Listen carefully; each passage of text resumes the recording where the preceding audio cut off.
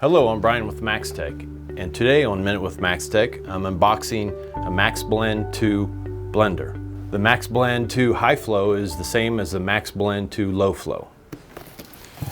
You open the box, the first thing you will notice is the oxygen fuel cell, instructions, and batteries.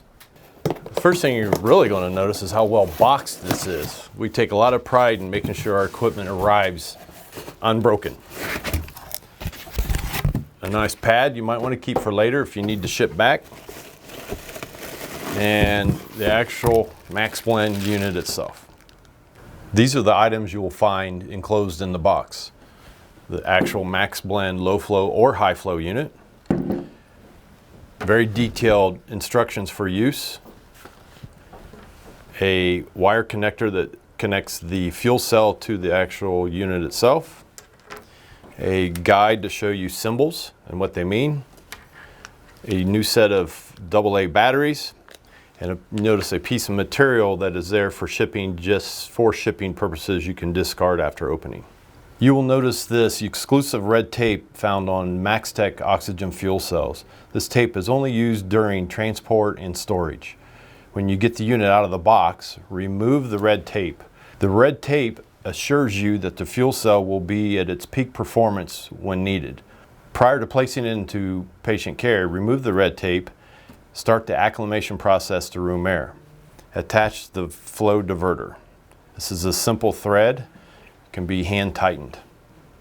Once your fuel cell has been exposed to room air, which is outlined in your IFUs, you simply attach the connection cable to your fuel cell. It goes into the diverter port, and this simply plugs into the back of the MaxBlend 2.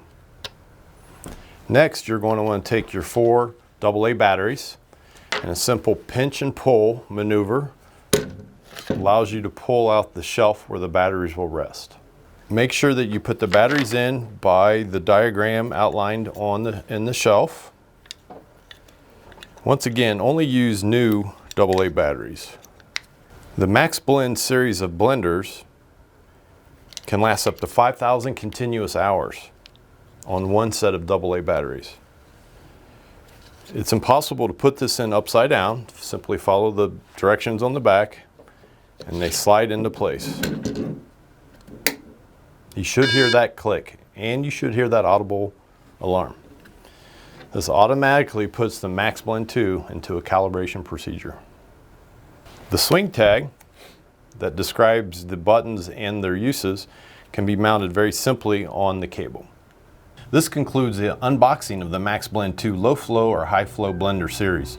For more information including setup and operation, please visit maxtec.com.